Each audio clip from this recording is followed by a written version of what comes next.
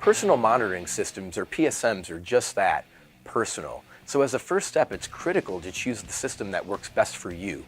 Since it can often be a significant investment, you need to consider your current as well as your future needs. PSMs come in two varieties, wireless and hardwired. A hardwired system consists of a body pack, which can be directly connected to the monitor sends. This requires the performer to be tethered to one location and is a good choice for stationary performers such as a drummer or keyboard player. Wired PSMs are not as technically complex or as expensive as their wireless counterparts. You get all the benefits of a wireless system without adding additional frequencies to manage. Wireless PSMs use RF technology to transmit the monitor mix wirelessly from a transmitter to a belt pack receiver. This allows the performer to move freely about the stage. Once you've determined whether you're using a wired or wireless system, the next question to ask is how many individual mixes you need.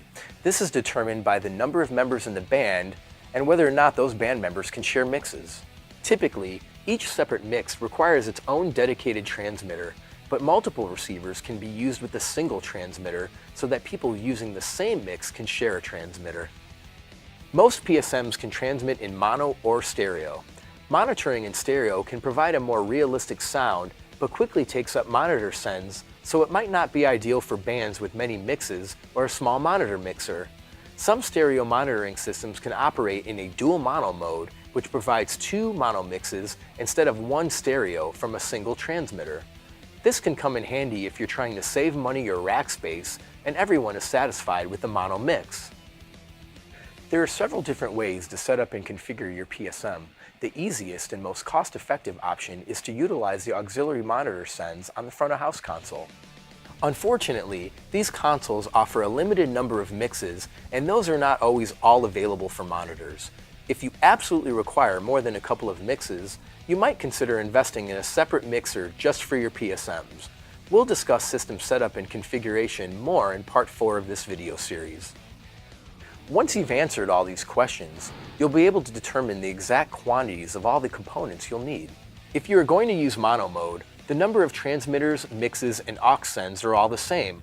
You will also need one receiver and one pair of earphones for every performer.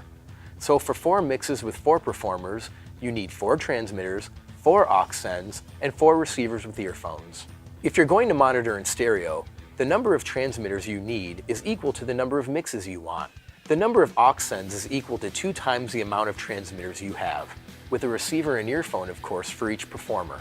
For example, if you want 4 stereo mixes for 4 performers, you would need 4 transmitters, 8 aux sends, and 4 receivers with earphones. If you are taking advantage of a system that is capable of dual mono mode, or mix mode, the number of transmitters required is half that of the number of desired mixes. The number of aux sends is twice that of the number of transmitters. And once again, you'll need one receiver and pair of earphones for each performer. So in our example of 4 mixes for 4 performers, you would need 2 transmitters, 4 aux sends, and 4 receivers with earphones. In the next video, we'll discuss earphones and safe listening practices for personal monitoring systems.